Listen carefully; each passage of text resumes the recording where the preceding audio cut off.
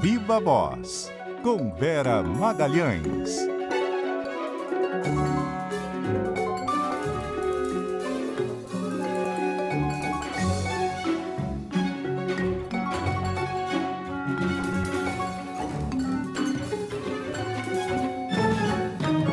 Vera Magalhães, muito boa noite, tudo bem?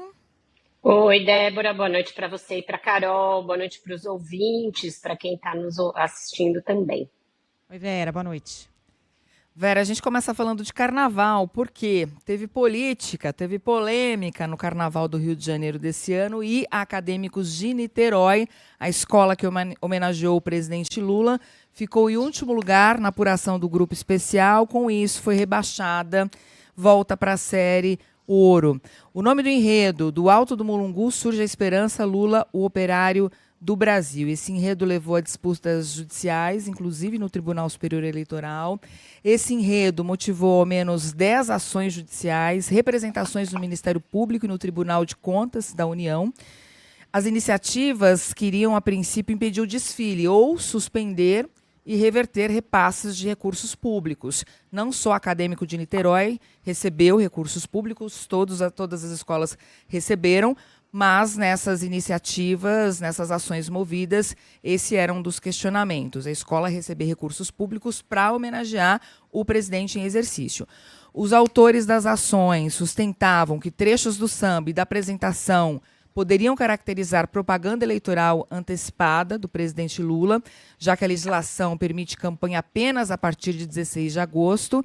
Também houve pedidos para barrar a presença de Lula na Marquês de Sapucaí e para limitar manifestações consideradas ataques adversários. O caso foi analisado pelo plenário do TSE, que por unanimidade negou liminar para proibir o desfile, sob o entendimento de que a medida poderia configurar censura prévia. Os ministros ressaltaram, porém, que eventuais condutas na avenida poderiam ser avaliadas posteriormente, se necessário, punidas. Depois dessa decisão, o PT orientou os integrantes a evitar manifestações que pudessem ser interpretadas como propaganda antecipada, mas não adiantou muito, né? O presidente Lula esteve na Sapucaí. Qual a avaliação do Planalto, do saldo disso tudo, Vera? Pois é, Débora, a gente já falou aqui no Viva Voz, eu falei na minha coluna também a esse respeito, que isso era uma operação de altíssimo risco, né? Vamos deixar de lado a parte jurídica, que ainda vai render muito pano para a manga, nos concentrar na parte política. Mesmo assim, o risco era enorme. O Planalto não sabia o que seria retratado na avenida, ou pelo menos alegou que não sabia. E o que foi retratado foi um enredo altamente laudatório ali, muito puxa-saco do presidente e muito crítico a outros setores da sociedade que se sentiram ofendidos com o desfile. E aí entra um grave problema, porque as ofensas foram dirigidas à extrema-direita bolsonarista, mas também a setores que o PT e o Lula têm ainda expectativa de atrair como eleitores do presidente. Os conservadores, as famílias conservadoras que foram ofendidas e ali ironizadas, e as religiões, as várias religiões. E aí a crítica não coube só aqueles evangélicos, coube também a católicos e os que professam outras religiões. Então, um mega tiro no pé num dos pontos mais sensíveis para o Lula. As pesquisas mostram, desde a campanha de 22, e nunca deixou de ser assim ao longo de todos os anos do governo, uma imensa dificuldade do Lula de chegar no coração dos evangélicos. Por mais que faça, por mais que mande carta, por mais que tente ali, por meio de alguns dos poucos apoiadores evangélicos que o Lula tem, como o advogado-geral da União, Jorge Messias, a ministra Marina Silva, não tem jeito. É uma coisa tipo óleo e água, não deu liga. Por isso que hoje, quando eu vi muitas matérias falando que o PT vai tentar, depois desse desastre da Avenida, se reaproximar dos evangélicos, não cabe esse nunca teve essa aproximação, nunca se conseguiu fazer essa aproximação. E parece que tudo que o governo faz acaba por reforçar essa rejeição. Nesse caso, o governo não fez nada, foi uma escola de samba, e o Lula poderia ter ficado apartado dessa história, deixado de ir ao sambódromo, proibido seus ministros de irem, dito para o vice-presidente da República ficar no Palácio do Jaburu assistindo um filme, comendo uma pipoca, e para a primeira-dama ir desfilar em outro lugar, ou outro dia, que não o dia de uma escola que iria fazer esse desfile. Tirando tudo isso, o fato de ser uma escola que estava subindo esse ano já tornava bem possível que ela fosse cair de novo.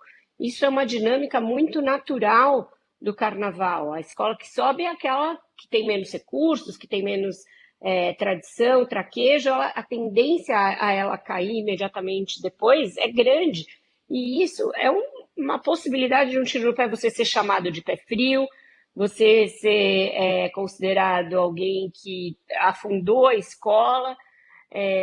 Para quê? Para quê? Para não obter nenhum voto a mais, perder alguns. Eu vi várias pessoas nas minhas redes sociais, por exemplo, que não são bolsonaristas, não são fascistas, não são de extrema-direita, como a esquerda gosta de falar de qualquer um que não faça o L, não vote no Lula, não são nada disso, mas que se sentiram ofendidas e postaram com orgulho a tal da figurinha de gosto duvidoso lá, feita por inteligência artificial das pessoas e das famílias dentro de latas de conserva, porque as pessoas têm um orgulho de ser conservadoras.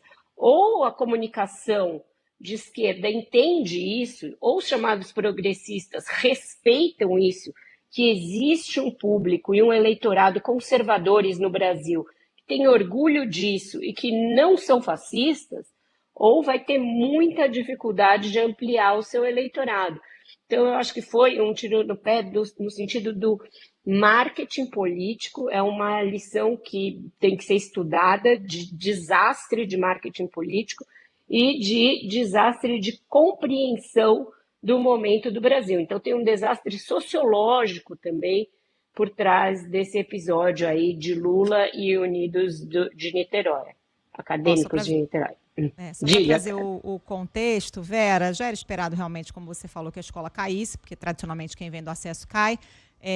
A escola retorna para a série ouro e só levou nota 10 em samba enredo de só 2 jurados.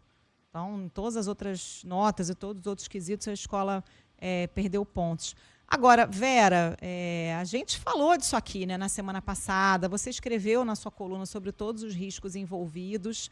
Na última hora, acendeu uma luz vermelha no Planalto, sobretudo com relação à propaganda eleitoral antecipada, né? Tomaram ali alguns cuidados, a Janja não desfilou, o Lula postou nas redes sociais fotos com todas as escolas, mas eu acho que o principal revés desse desfile é esse que você está apontando, da repercussão entre o público conservador que extrapolou a bolha da extrema-direita. A gente tem manifestação da Frente Parlamentar Evangélica, mas também da Frente Católica, da Arquidiocese do Rio, da OAB se manifestando em relação a isso. E com relação a isso, me parece que o Planalto não estava preparado, né? Não previu e não agiu.